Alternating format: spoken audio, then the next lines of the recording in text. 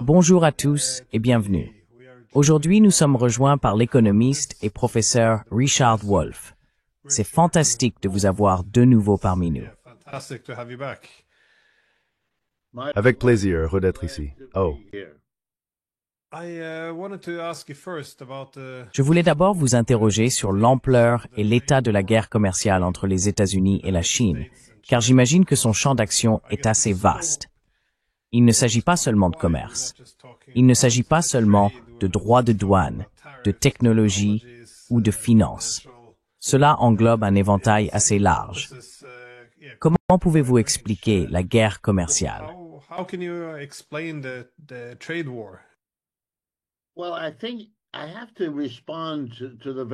eh bien, je pense que je dois répondre à cette excellente question en divisant mon niveau de réponse. Je vais donc commencer par dire ce que je pense être les motivations du régime de M. Trump, ce qu'ils espèrent obtenir de tout cela. Il s'agit vraiment d'une politique américaine. Personne ne devrait se faire d'illusions. Les Européens ne veulent pas cela, ne l'ont pas demandé. Les Chinois ne veulent pas cela, ne l'ont pas demandé. C'est une initiative américaine et il faut la comprendre ainsi. D'abord, permettez-moi de dire quels sont, selon moi, les objectifs du régime en agissant de la sorte, puis je parlerai de ce que je considère comme les causes plus importantes et sous-jacentes de tout ce spectacle, de tout ce théâtre.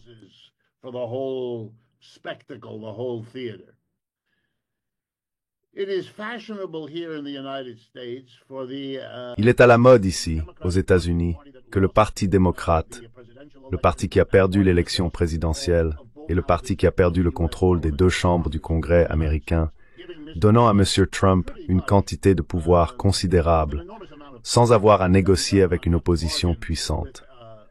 Ce n'est pas qu'il ait un pouvoir total, ce n'est pas le cas, mais il en a plus que la plupart des présidents d'ordinaire. Et il a décidé d'en profiter en se montrant plus ambitieux, plus enclin à aller aux extrêmes que les présidents républicains ou démocrates ne l'ont été depuis un certain temps. On pourrait même dire depuis la majeure partie des 75 dernières années.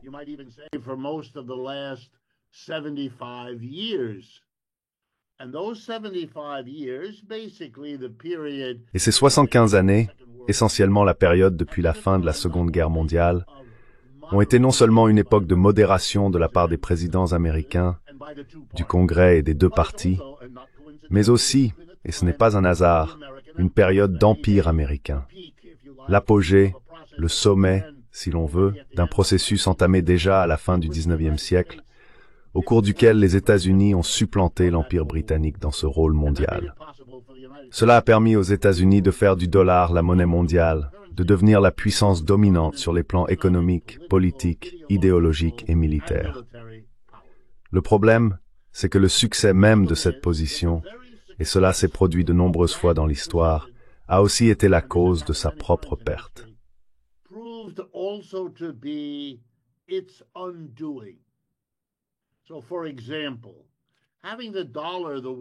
Par exemple, le fait que le dollar soit la monnaie mondiale a procuré aux États-Unis une subvention énorme, car les banques centrales du monde entier, en Norvège, en Europe, en Asie, ont ajouté à leurs réserves, derrière leur propre monnaie, non seulement de l'or, mais aussi le dollar américain, qui était, soi-disant, aussi bon que l'or. Cela signifiait que les États-Unis pouvaient importer du vin français, des sardines norvégiennes, du pétrole et tout le reste. Et en échange, vous donnez essentiellement des bouts de papier vert sans valeur. Et comme vous ne vouliez pas conserver ces bouts de papier sans valeur, vous les utilisiez pour prêter de l'argent au gouvernement américain, qui à son tour utilisait cet argent pour financer l'Empire. D'une certaine manière, si l'on comprend l'économie, les États-Unis ont ainsi réussi à faire financer par le reste du monde l'Empire qui dominait ce même reste du monde.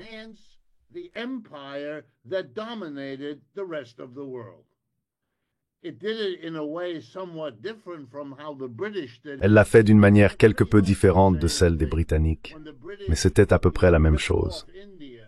Lorsque les Britanniques ont pillé l'Inde, utilisé des Indiens dans leur armée, utilisé des Indiens de toutes les manières imaginables, on retrouve une situation très similaire un peu plus concentré dans les zones de l'Empire britannique.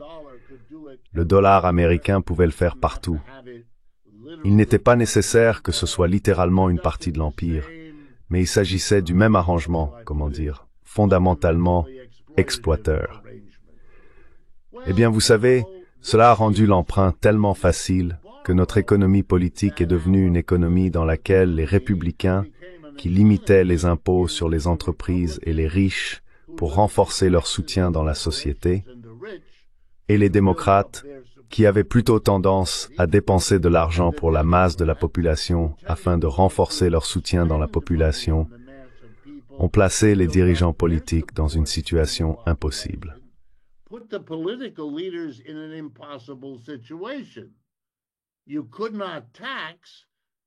Vous ne pouviez pas taxer. Les républicains ne pouvaient pas taxer les riches parce que c'était leur base de donateurs. La politique aux États-Unis est avant tout une question d'argent. Ainsi, les républicains reçoivent leur argent de la part des personnes qu'ils protègent contre les impôts. On transfère donc la charge fiscale sur la masse de la classe ouvrière jusqu'à ce qu'elle n'ait plus d'argent et soit en colère. Et ensuite, le Parti démocrate n'ose pas non plus taxer la masse de la population. Alors, comment allez-vous financer ce dont les gens ont besoin? Un empire mondial, un appareil de défense plus grand que tout autre dans le monde, des routes, des autoroutes, des écoles et des hôpitaux. La réponse, c'est que vous empruntez.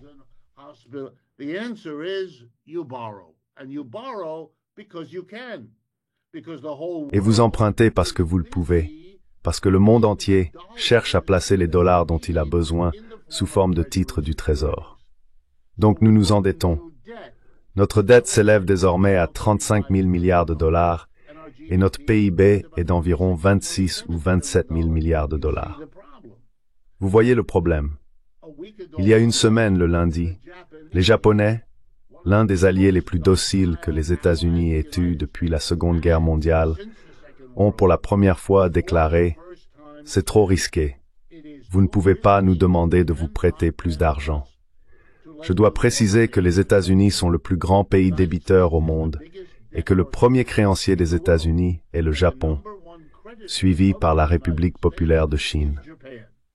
Et cela recèle plus de complexité que je ne pourrais en expliquer en plusieurs heures.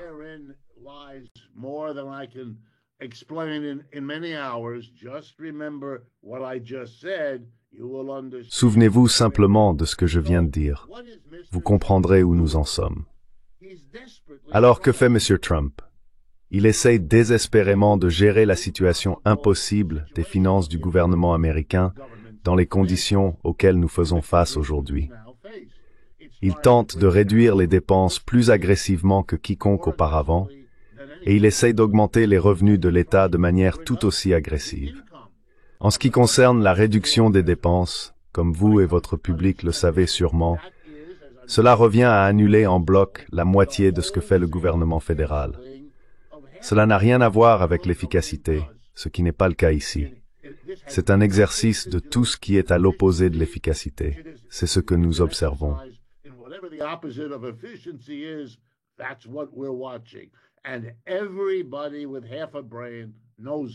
Et tout le monde avec un minimum de bon sens le sait. Il ne s'agit pas d'efficacité.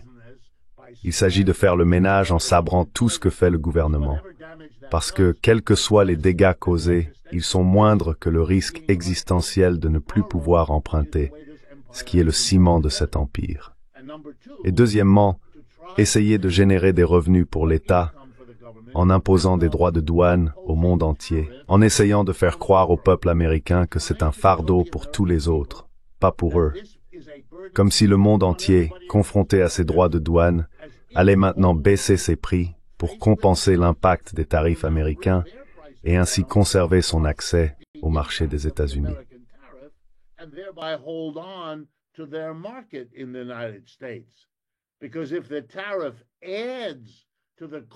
Parce que si le tarif augmente le coût pour les Américains, si vous, en Norvège, réduisez le prix de votre pétrole ou de vos sardines ou de tout autre produit, alors le prix n'augmentera pas autant et vous pourrez conserver votre marché. Mais le gouvernement obtiendra les recettes du tarif en l'appliquant, et en le faisant pour tout le monde, le monde entier, on commence à voir l'Empire essayer de s'accrocher.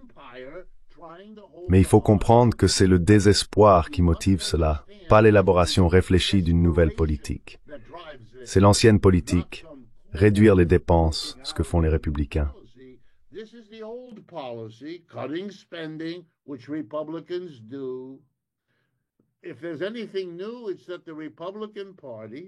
S'il y a quelque chose de nouveau, c'est que le Parti républicain, après avoir passé le siècle dernier à être les conservateurs anti-impôts, a maintenant imposé le plus grand impôt imaginable au peuple américain.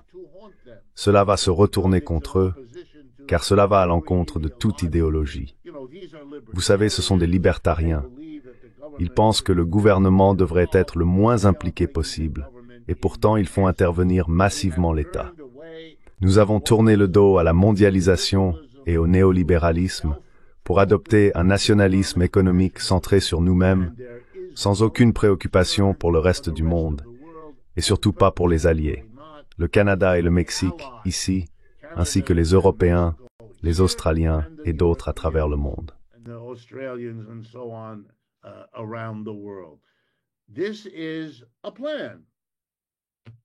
C'est un plan. Il n'est pas très bien réfléchi. Il suscite déjà un retour de bâton qui rend très incertain le fait que ça puisse fonctionner. Mais c'est un plan. D'accord. Ça, c'est le premier niveau. Le deuxième niveau est le suivant. Monsieur Trump est désespéré, mais ce n'est pas parce qu'il a quelque chose qui ne va pas chez lui. Je comprends que les gens n'aiment pas son style. Il est très dispersé. Il est clair qu'il ne comprend pas beaucoup de ces choses. Lorsqu'il a commencé à parler des droits de douane, il a en fait dit qu'il serait payé par les pays qu'il visait. Il ne comprenait pas que ce sont les Américains qui payent une taxe à leur propre gouvernement.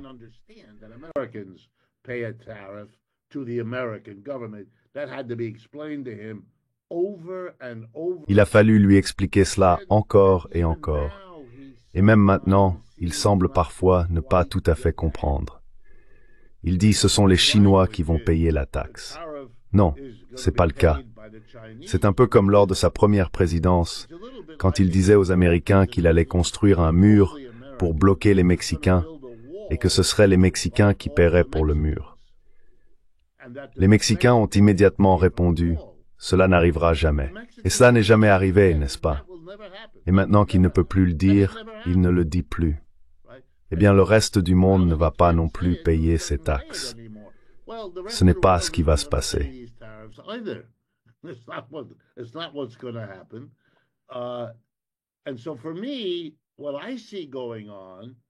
Donc pour moi, ce que je constate, c'est une forme de désespoir que les États-Unis ne peuvent pas admettre.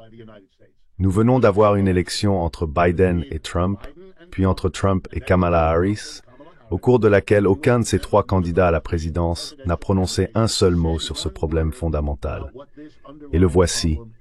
Le problème fondamental, c'est que l'Empire américain est terminé.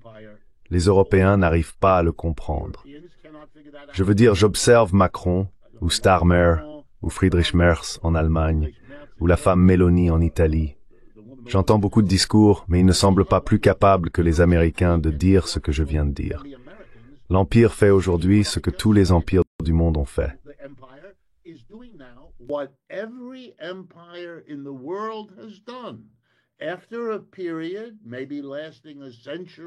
Après une période, peut-être d'un siècle, ou peut-être de 2, voire parfois de 3, vient alors l'apogée, puis le déclin. Nous n'avons plus d'empire grec aujourd'hui. Nous en avons eu un, tout comme un empire romain, un empire perse, un empire ottoman, ou même un ancien empire chinois. Ils ont tous disparu. Donc, l'empire américain, nous savions tous, ou nous aurions dû savoir, qu'il finirait par décliner. Ce n'était pas une question de savoir si cela arriverait, mais simplement de savoir quand et comment exactement. Eh bien, le moment c'est maintenant, et le comment, eh bien c'est ce que nous observons. Et le comment aujourd'hui, ce sont des actions désespérées et extrêmes, des coupes budgétaires drastiques et une imposition fiscale extrême. Et nous ne devrions pas être surpris, car tout cela est masqué par un déni du problème de fond, rendant les gens désespérés, principalement parce que ce qu'ils essaient de faire ne fonctionne pas. doesn't work. And I don't know, maybe is it possible? Et vous savez, je ne sais pas, peut-être, est-il possible que les politiques de M. Trump fonctionnent d'une manière ou d'une autre? Ce n'est pas une probabilité nulle, c'est possible. Je ne peux pas prédire l'avenir mieux quiconque, mais je ne parierai pas là-dessus. Je ne pense pas que cela va marcher. Je pense qu'il va connaître de plus en plus de déceptions et de contrariétés, et qu'il sera occupé à accuser tel ou tel bouc émissaire pour excuser le fait que cela ne fonctionne pas. Mais l'ironie, et je le dis en tant que critique de M. Trump, c'est que ce n'est pas de sa faute. Ce qu'il essaie de faire ne va pas marcher. Une dernière illustration. M. Biden, M. Clinton, M. Obama, le père et le fils de la famille Bush, tous ont promis, lors de leur campagne présidentielle, de ramener l'industrie manufacturière aux États-Unis. Ils l'ont tous promis. So, They all promised it, none of them delivered it. Therefore, it would be very naive. Par conséquent, il serait très naïf de croire que M. Trump va réussir là où aucun d'eux n'a pu le faire. Est-il vrai qu'il va plus loin, qu'il fait des efforts plus extrêmes? Oui, c'est le cas. À son crédit, il a clairement compris que les autres ont échoué. Mais je dois vous dire, en regardant ce qu'il essaye de faire, je n'y crois pas. Et si je devais désigner une seule raison, elle rejoint votre question. C'est parce que, pour la première fois depuis un siècle, les États-Unis ont un concurrent économique sérieux. J'aimerais rappeler aux gens, et bon sang, les Européens semblent en avoir besoin ces temps-ci. Cela n'inclut peut-être pas les Norvégiens, je ne sais pas. Mais en tout cas, le PIB des États-Unis, comme je l'ai dit auparavant, est de 25, 26, 27 000 milliards de dollars. Le PIB de la Russie aujourd'hui est peut-être de 4 000 milliards. $27 trillion. The GDP of Russia today, maybe 4 trillion. In other words, the United States and Russia were never... En d'autres termes, les États-Unis et la Russie n'ont jamais été des concurrents économiques. La Russie était bien trop pauvre. L'idée d'un monde divisé entre les États-Unis et la Russie était une caricature. Personne n'aurait jamais dû la prendre au sérieux. Les Russes avaient-ils des armes nucléaires? Oui. Cela en faisait-il un adversaire plus sérieux? Oui. Mais économiquement? Non. C'est pourquoi, même aujourd'hui, ces idées selon lesquelles il faudrait contenir les Russes, dès que la guerre en Ukraine sera terminée, ils seront... C'est cette folie de la guerre froide qui doit cesser à un moment donné, car elle est factice. C'est un malentendu.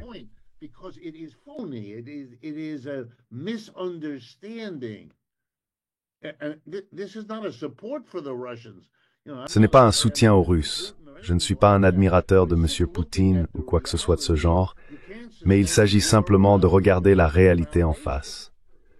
On ne peut pas soutenir une guerre sans une base économique.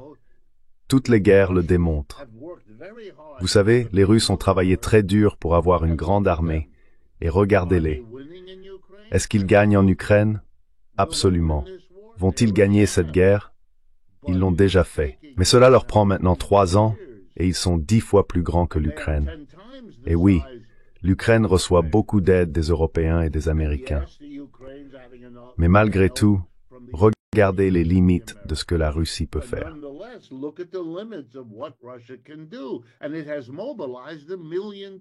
Et il a mobilisé 1 million de personnes pour renforcer son armée afin de mener cette guerre. Ils ne peuvent pas combattre l'Europe. C'est absurde, ils ne le peuvent pas. Ils ne peuvent même pas affronter l'Ukraine et la Pologne en même temps. Encore moins quelqu'un d'autre. Ce n'est que de la propagande, tellement mauvaise qu'elle est crue, même par des gens qui devraient savoir mieux, parce qu'ils comprennent ces choses-là. Donc pour moi, c'est le contexte de la soi-disant guerre commerciale. Et la chose la plus importante à ce sujet, et je le dis en tant qu'économiste, ce n'est pas tel ou tel tarif douanier, c'est l'incertitude. C'est le fait que M. Trump annonce qu'il va y avoir un tarif, puis finalement non. Maintenant c'est 25%. Eh bien maintenant c'est 10%.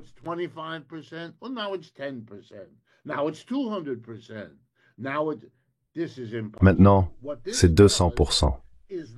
Maintenant, c'est impossible. Ce que ça fait, c'est annuler tout ce que le tarif était censé accomplir. Je vais vous donner un exemple simple. Si vous êtes un fabricant de pièces automobiles et que vous avez une usine au Mexique, ce qui est le cas de beaucoup d'entre eux, vous l'avez fait au cours des 30 dernières années à cause de l'ALENA, à cause de l'accord qui permettait la circulation des marchandises du Mexique vers les États-Unis, comme du Canada vers l'un ou l'autre des 3 pays, sans tarif, sans aucun obstacle, le libre-échange. Ainsi, vous pouviez profiter des salaires bien plus bas au Mexique, produire là-bas, charger sur un camion et traverser la frontière jusqu'au Texas. Aucun problème. Très rentable. Ils l'ont tous fait. Voilà.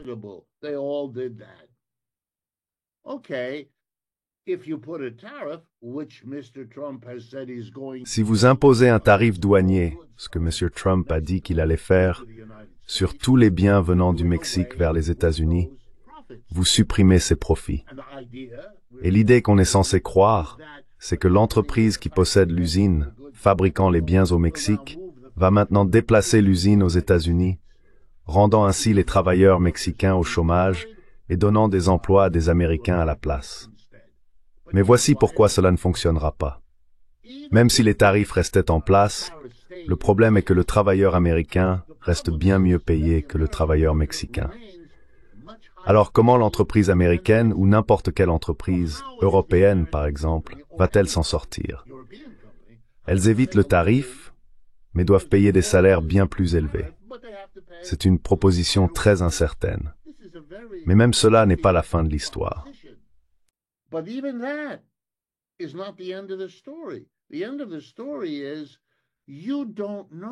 La conclusion de l'histoire, c'est que vous ne savez pas si ce tarif sera en vigueur la semaine prochaine, le mois prochain ou l'année prochaine. Par conséquent, vous n'allez pas entreprendre le déménagement très coûteux et chronophage de votre usine vers les États-Unis, alors qu'il y a autant d'incertitudes. Vous pourriez finir par dépenser une fortune, déplacer votre usine, perdre des clients pendant 2 ans le temps du déménagement, pour découvrir ensuite que le tarif qui a provoqué votre décision n'est plus en place. Pourquoi? Parce que M. Trump négocie. Il veut obtenir des avantages, et en échange, il supprimera ou réduira drastiquement les tarifs. Vous n'en savez rien. Il se peut qu'il soit bien moins coûteux de payer un tarif de 10% que d'entreprendre le déménagement d'une usine, ce qui sera très probablement le cas dans de nombreux secteurs.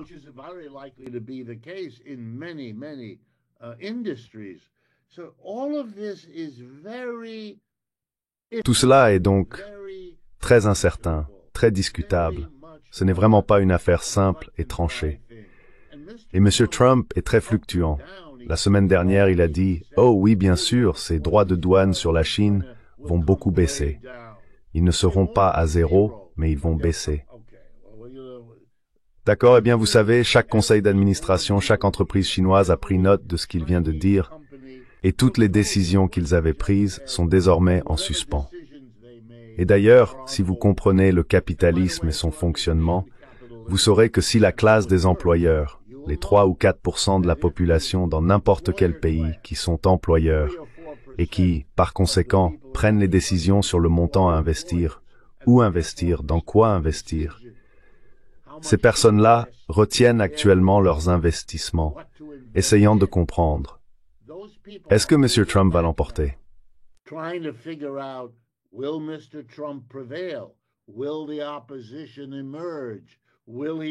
L'opposition va-t-elle émerger?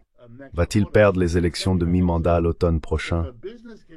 Si le monde des affaires retient ses investissements, alors nous aurons une récession. Et ici aux États-Unis, je peux vous l'assurer, le sujet numéro 1, je vous parle depuis le centre de Manhattan. Je peux aller à pied à Wall Street depuis l'endroit où je me trouve actuellement. La conversation principale ici ne porte pas sur la question de savoir si nous allons avoir une récession, mais seulement sur le moment où elle frappera, sur sa gravité et sur sa durée. Je ne sais pas si le reste du monde comprend cela, mais c'est de cela que parlent les gens de Wall Street, dont la vie et les revenus en dépendent.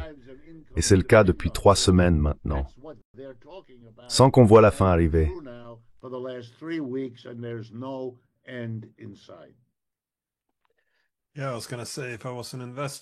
Oui, j'allais dire que si j'étais investisseur, je verrais peut-être d'un bon œil certains droits de douane s'ils offraient une protection ou un avantage concurrentiel à mon secteur. Mais avant de commencer à construire des usines et à former des travailleurs, on aimerait savoir si ces mesures vont durer plus de 20 minutes, j'imagine. Donc ce n'est pas idéal. Yes, and he is making it, and you know, Et il est en train de le faire. Et vous savez, il n'est pas stupide, et il a autour de lui des personnes qui vont le lui expliquer. Depuis que John Maynard Keynes a fait ses travaux, qui, si vous les lisez un jour, reposent sur la notion d'incertitude et sur la puissance de cette force dans une économie capitaliste, à cause de la prise de décision des entreprises privées, qui consiste toujours à se demander « Devons-nous investir maintenant ?» sachant qu'il s'écoule plusieurs années entre le moment où une décision d'investissement est prise et celui où la production sort de la chaîne de montage. Il faut toujours deviner, il faut toujours faire une supposition sur ce que sera la situation dans 2 ans, 4 ans, 6 ans, ce que personne ne peut savoir.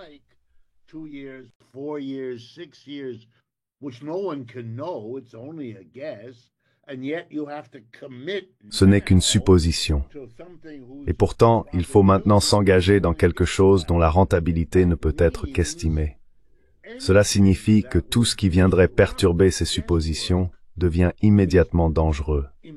Bien sûr, si vous aviez un système rationnellement planifié, en tenant compte de ce que M. Keynes nous a appris, vous n'autoriseriez pas que cela se produise.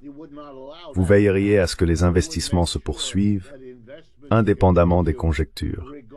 Mais là, on s'aventure déjà sur le terrain du socialisme, et comme vous le savez, du moins dans notre pays, c'est un sujet tabou. On ne peut pas en discuter, tout comme on ne peut pas parler de sexe, ni de plusieurs autres sujets d'un grand intérêt, mais qui restent tabous.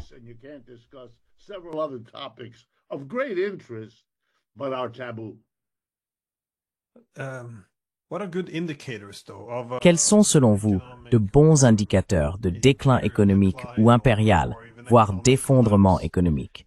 Qu'est-ce que vous observez précisément? Est-ce le fait de ne pas réinvestir l'argent aux États-Unis? Est-ce l'ampleur de la dette?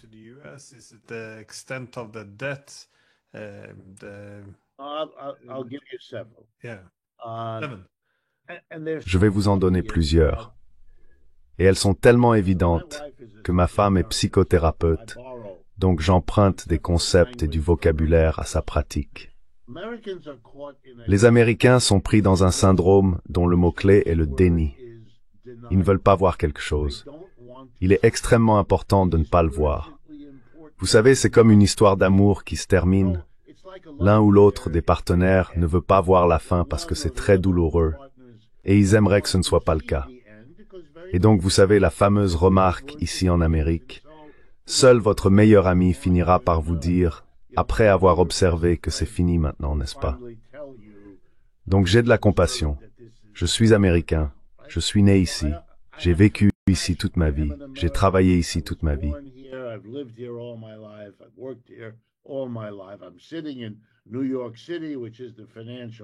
Je suis assis à New York, qui est la capitale financière de ce pays, etc., etc. C'est très difficile, et donc ils ne le voient pas, mais tout est là. Alors laissez-moi commencer. Les États-Unis sont partis en guerre au Vietnam il y a 30, 40, voire 50 ans. Notre ennemi là-bas était le Parti communiste de Ho Chi Minh en Corée du Nord. Les États-Unis ont perdu la guerre. Les États-Unis sont un pays grand, puissant, riche. Le Vietnam, sans parler du Nord-Vietnam, c'est tout le contraire. Pauvre, pauvre depuis longtemps, avec des ressources militaires très limitées, etc. Et les États-Unis ont perdu. Qui dirige le Vietnam aujourd'hui? C'est le Parti communiste, le même parti qui était l'adversaire pendant cette guerre. Qui dirige l'Afghanistan aujourd'hui? Who runs Afghanistan today? The Taliban. Who was the enemy of the United Les talibans. States in that war? Qui était l'ennemi des États-Unis dans cette guerre? Les talibans. Qui a quitté l'Afghanistan? Les États-Unis. Qu'ont fait les États-Unis en Afghanistan? Ils ont mené une guerre qu'ils ont perdue. Ils sont partis en guerre en Irak. Je ne sais pas exactement quels étaient leurs objectifs, mais ils ne les ont pas atteints, et ils sont maintenant en train de perdre en Ukraine, qui est une guerre entre la Russie d'un côté et l'Ukraine, soutenue par les États-Unis, de l'autre. Ce sont des signes d'un problème sérieux pour un empire, car il a mené plusieurs guerres contre des pays bien plus petits, bien plus pauvres, bien moins organisés militairement, et il les a perdus à maintes reprises. C'est le signe d'un empire en difficulté. Mais ce n'est pas le pire. En voici un autre.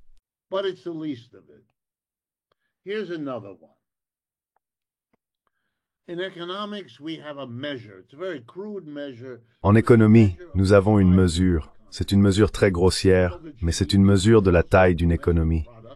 On l'appelle le PIB, Produit intérieur brut.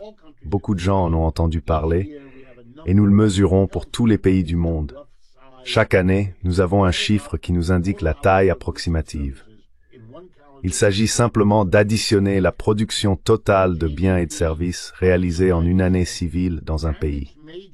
Le PIB des États-Unis et de leurs principaux alliés, connus sous le nom de G7, c'est-à-dire les États-Unis, le Japon, le Canada, la Grande-Bretagne, la France, l'Allemagne et l'Italie. Si on additionne tout cela, cela fait environ 7 pays, et ensemble ils représentent environ 28% du PIB mondial, c'est-à-dire la production totale de biens et de services de tous les pays de la planète.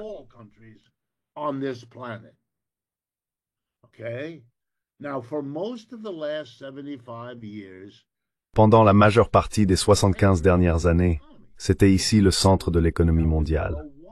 Le G7 représentait une part extrêmement disproportionnée, et c'est encore le cas même si ce n'est plus comme avant. Des exportations, importations, mouvements de capitaux, investissements étrangers, tout cela. Et le dollar américain était la monnaie sur laquelle il régnait. Très bien, j'ai fait le même calcul pour la République populaire de Chine, et je me suis demandé quel était le PIB là-bas et celui de l'alliance qu'ils ont construite, appelée les BRICS, Brésil, Russie, Inde, Chine, Afrique du Sud, plus une dizaine ou une quinzaine de pays qui ont rejoint les BRICS depuis les 5 d'origine. Alors où en est-on aujourd'hui? Si le G7 représente 28% du PIB mondial, qu'en est-il de la Chine et des BRICS? 35% du PIB mondial. What is China and the BRICS? Answer, 35% of global GDP. In other words, and for the first time, en d'autres termes, pour la première fois depuis la Seconde Guerre mondiale, nous avons une nouvelle économie mondiale dans laquelle il existe 2 grands blocs de puissance économique. Non pas un, mais 2. Celui qui était autrefois dominant est désormais numéro 2, loin derrière le numéro 1. 28 et 35 sont très éloignés, et l'écart se creuse. Autrement dit, chaque année, y compris en ce moment, y compris en 2024, le taux de croissance de la Chine et des BRICS est nettement supérieur, 2 à 3 fois plus élevé que celui de l'Occident. Si vous voulez les chiffres, je les ai tous en tête. Je travaille là-dessus tous les jours. Je peux vous les donner. En d'autres termes, l'écart s'aggrave en réalité. En faveur de la Chine, au détriment du G7. C'est une transformation totale.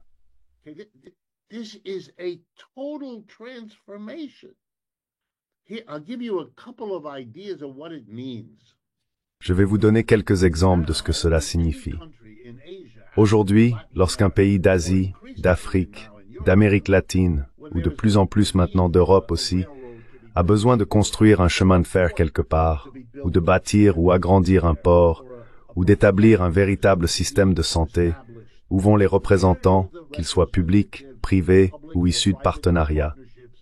Vont-ils à Washington et à Londres comme ils l'ont toujours fait? Oui, ils le font. Mais une fois qu'ils ont terminé, ils ne rentrent pas chez eux.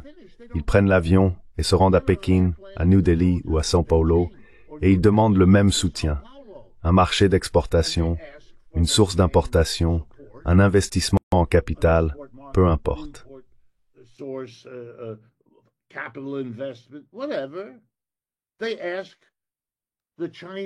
Ils demandent aux Chinois et à leurs alliés, « Voici ce que nous avons obtenu à Londres et à New York. Pouvez-vous faire mieux? Nous ne favorisons aucun d'entre vous, mais nous devons obtenir les meilleures conditions possibles. » Les Chinois sont désormais plus riches et leur offrent de meilleures conditions. C'est pourquoi, si vous regardez les chemins de fer construits en Afrique, ils sont principalement réalisés par les Chinois. Si vous observez les grands ports qui émergent en Amérique latine, ils sont tous chinois. Il n'y a aucun mystère là-dedans. Mais ne pas voir ce que cela signifie, il faut être fou. Il faut avoir un niveau de déni stupéfiant. Si vous additionnez la population de la Chine et des BRICS, cela représente entre 50 et 60% de la population mondiale. Of the people on this planet.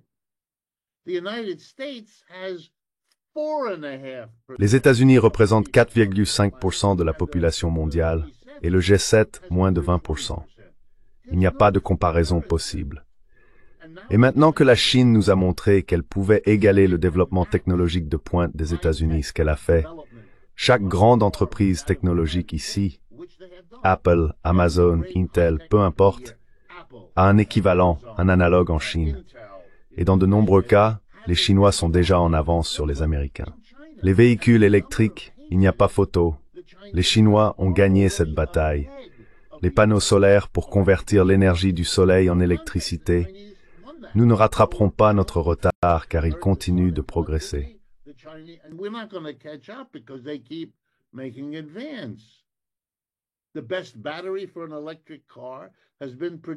La meilleure batterie pour une voiture électrique a été produite par la société BYD, une entreprise automobile chinoise, qui permet désormais de recharger votre voiture en 5 minutes.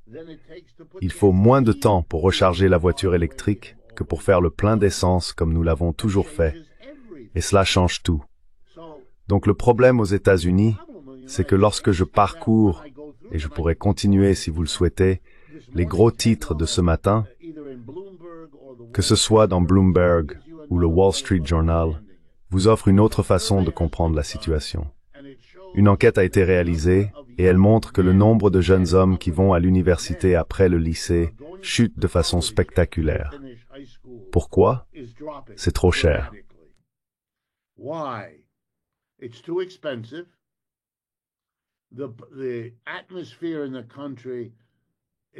L'atmosphère dans le pays, c'est que ce n'est pas important. Les universités ne sont pas importantes. Quand je lis cela, c'est comme si j'assistais à une autodestruction au ralenti. C'est le capitalisme américain qui s'autodétruit. J'enseigne, car j'enseigne encore dans des universités américaines, comme tous mes collègues, de gauche comme de droite. Nous enseignons tous que l'avenir de l'économie mondiale va favoriser les personnes très éduquées, qui possèdent des compétences technologiques, des compétences informatiques. Les tâches les plus subalternes seront effectuées par l'intelligence artificielle, les robots, etc. Que faisons-nous? Les Chinois continuent d'ouvrir des collèges et des universités. Nous, aux États-Unis, nous les fermons. C'est insensé. De plus en plus d'étudiants américains partent en Europe parce qu'ils peuvent y obtenir un diplôme universitaire sans payer et sans s'endetter lourdement. Ce qui est désormais nécessaire, c'est...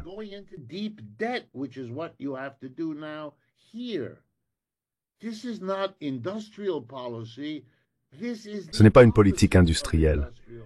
C'est tout le contraire d'une politique industrielle. Nous nous tirons une balle dans le pied. Et d'ailleurs, en n'envoyant pas les jeunes hommes à l'université, savez-vous ce que cela implique pour les décisions des employeurs du monde entier? Déplacer votre production ici? Non. Non, non. Vous n'aurez pas le vivier de main-d'œuvre qualifiée dont vous avez besoin. Vous ne viendrez pas ici. Vous voyez, on assiste simplement à des efforts désespérés pour s'accrocher. Et c'est de plus en plus difficile. Et la dernière chose qui pourrait intéresser votre public, à mesure que de plus en plus d'Américains sont exclus de l'économie mondiale, parce que les États-Unis ne sont plus une économie équilibrée, ce que nous avons dans ce pays, c'est le centre financier, c'est New York, et le centre des hautes technologies, c'est en Californie et au Massachusetts.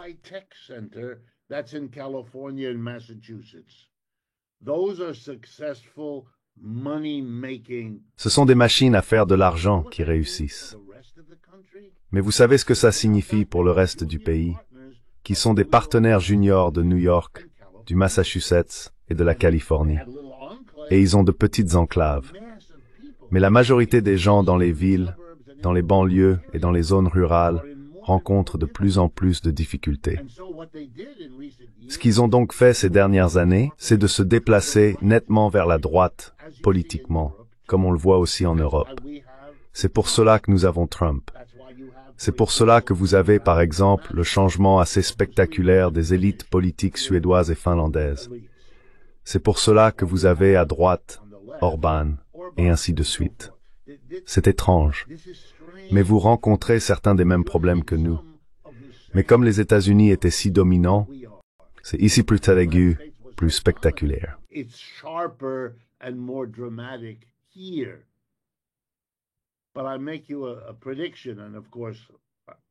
Mais je vais vous faire une prédiction, et bien sûr, je ne vois pas l'avenir mieux que quiconque. Mais lorsque le mouvement vers la droite aura montré son incapacité à gérer ses problèmes, vous allez assister à un net mouvement vers la gauche. Ne soyez pas surpris. C'est ce qui arrive, car résoudre ces problèmes nécessite deux choses que nous n'avons pas. Premièrement, la volonté de voir quels sont nos problèmes, de comprendre ce que cela signifie d'être du mauvais côté d'un empire. Et la deuxième chose qui nous manque, c'est une organisation politique, un parti politique, capable et désireux de le dire, de l'enseigner et de proposer une politique pour y faire face. Quand nous aurons cela, alors la gauche deviendra une force très redoutable ici aux États-Unis, car notre gauche est importante. Ce qui nous manque, c'est une gauche organisée.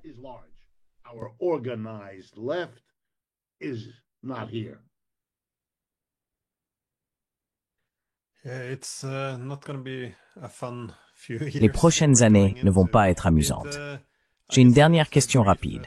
Voyez-vous des moyens d'inverser la tendance? Parce qu'on a l'impression que l'effondrement de l'Empire a déjà commencé. Et je pense qu'on le voit aussi en Europe. Mais est-il trop tard pour inverser tout cela? Oui. Je vois simplement que Trump essaie de réindustrialiser. Il veut aller trop vite, en fait. Beaucoup de choses qu'il devrait. Si vous voulez reconstruire l'économie, il faut que Stacktum-Theory en fait. Mais les Chinois ont fait peine. Mais je suis pas sûr qu'ils soient assez patients. Une situation est falter.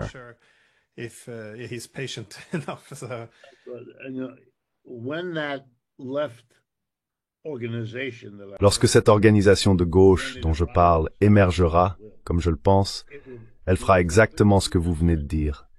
Elle dira qu'il faut regarder ce que les Chinois ont fait et en tirer des leçons, plutôt que d'essayer de le détruire. Cela ne fonctionne pas. Vous savez, le gouvernement américain a désigné la Chine comme son principal problème depuis presque 20 ans maintenant. Cela a commencé sous Obama, voire même plus tôt. Cela ne fonctionne pas. C'est un autre exemple. Les Chinois continuent de croître. Selon le FMI, en 2024, l'année qui vient de s'achever, le pays du G7 ayant connu la plus forte croissance était les États-Unis, qui ont vu leur PIB augmenter de 2,8%.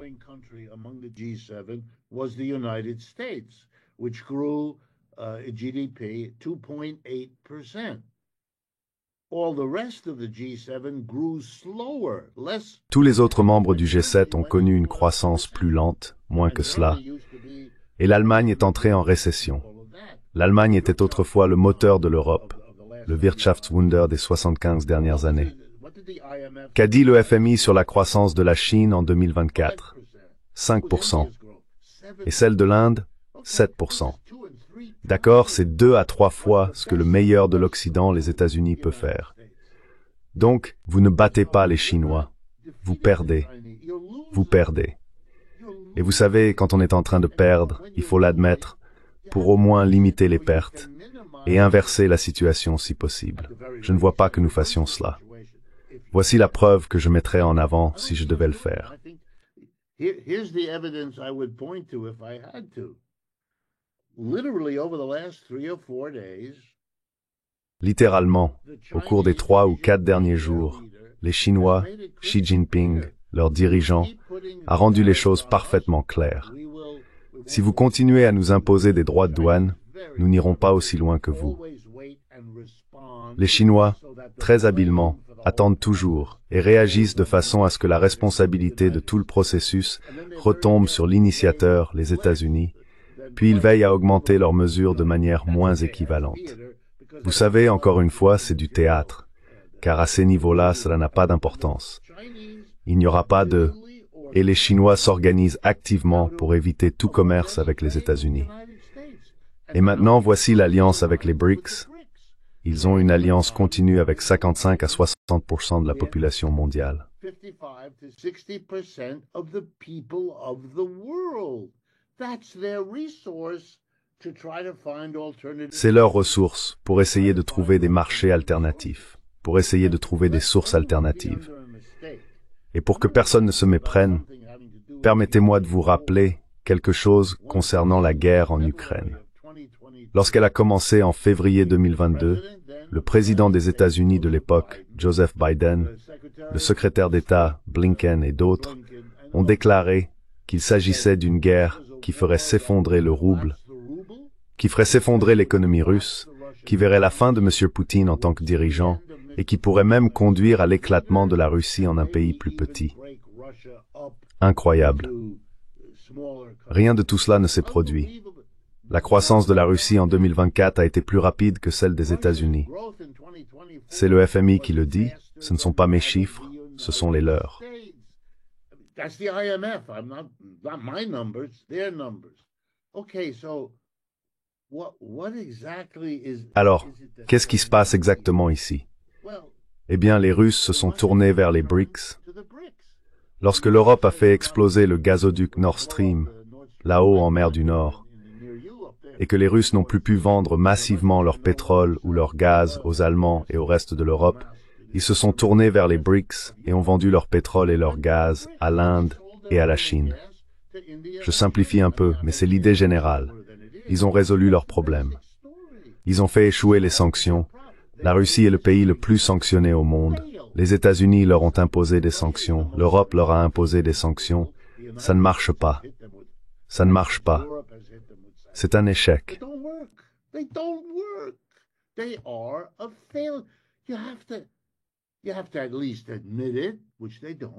Vous devez au moins l'admettre, ce qu'ils ne font pas, car ils continuent de parler de nouvelles sanctions. Ils doivent donc comprendre que cela ne fonctionne pas, et ils doivent se demander pourquoi. Et la réponse, c'est les BRICS. Eh bien, si vous imposez des droits de douane à la Chine, il est évident que les Chinois vont examiner précisément ce qui a sauvé les Russes. En effet, l'une des choses que font les Chinois, c'est d'accorder des prêts à la Russie pour permettre à celle-ci d'acheter ce que les Chinois ne peuvent pas vendre aux États-Unis. Il est donc évident que la question vraiment intéressante ne porte pas sur la stratégie, mais sur l'aveuglement de l'Occident, des États-Unis, et encore plus des Français, des Britanniques et des Allemands.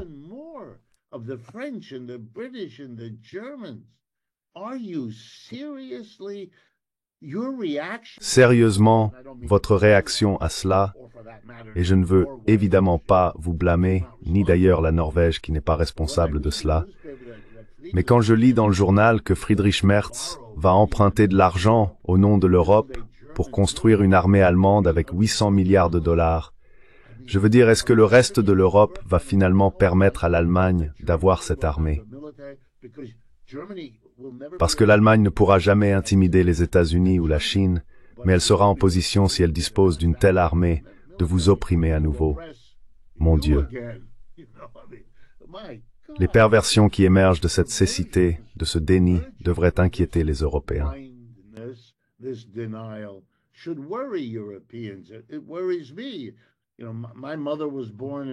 Cela m'inquiète. Ma mère est née en Allemagne, ma mère est née à Berlin, et mon père en France. Je parle français et allemand depuis mon enfance. Je suis américain, je suis né ici, je travaille ici, tout ça. Mais une partie de moi appartient encore à la culture européenne. Et j'ai très peur. Ce que je vois est très déprimant, notamment leur désespoir, leur attachement aux États-Unis, qui ne se soucient plus d'eux, et cette sorte de peur étrange de la Russie, qui est insensée. Les Russes ont leurs problèmes et font de mauvaises choses, c'est indéniable. Je ne demande à personne de les embrasser, mais l'idée qu'ils vont attaquer, c'est juste...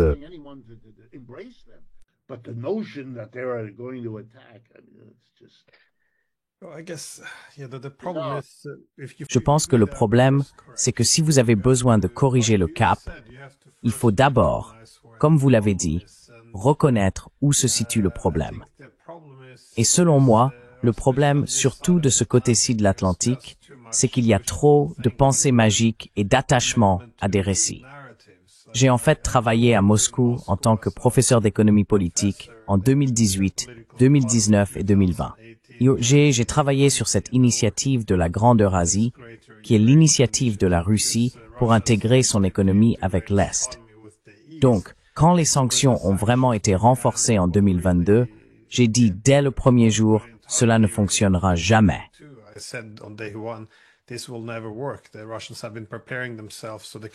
Les Russes se sont préparés afin de pouvoir se diversifier. Nous ne le pouvons pas.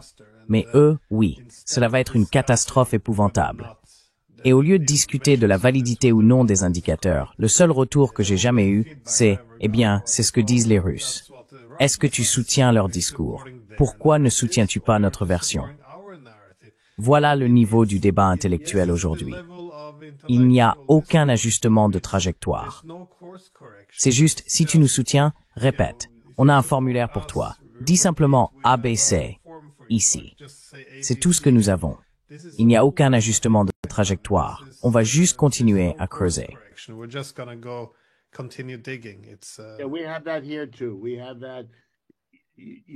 Nous avons ça ici aussi. Vous avancez un argument et la réponse est « Non, ça ressemble au discours de Poutine ». Et vous regardez ça en vous disant « Vous savez, je m'en fiche de Monsieur Poutine. Je ne l'aime pas. J'ai une fille qui est très en colère contre Poutine à cause du traitement misogyne des femmes. Mais on peut rien faire avec eux. Ils ne veulent pas y réfléchir. Ils ne veulent pas en entendre parler. Et c'est extraordinaire, vous savez, ce qui m'intéresserait, et évidemment c'est votre émission, mais si quelqu'un comme vous, surtout avec votre expérience, pouvait nous aider, parce qu'ici aux États-Unis, il y a de la consternation quant à la raison pour laquelle les Européens s'accrochent à ce récit des Russes terribles, affreux, horribles.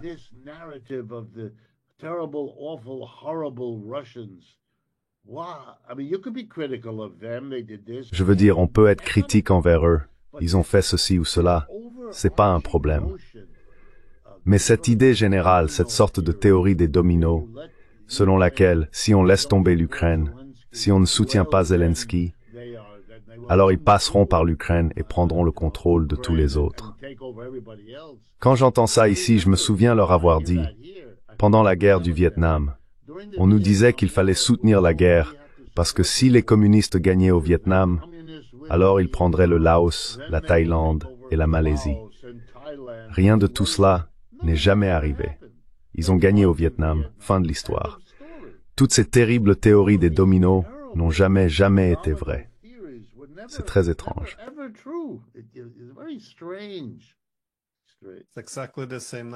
C'est exactement la même chose aujourd'hui. Après l'Ukraine, ce sera la Pologne. On ne cesse de me le répéter. Je demande des preuves, et alors on me répond, eh bien, est-ce que tu relais la propagande de Poutine? Quoi qu'il en soit, professeur Wolf, merci beaucoup pour votre temps. J'apprécie toujours nos échanges. Avec plaisir. Et s'il vous plaît, envoyez-nous un lien, car nous serions ravis de le publier également sur nos médias. Je le ferai, mais encore. Bye-bye.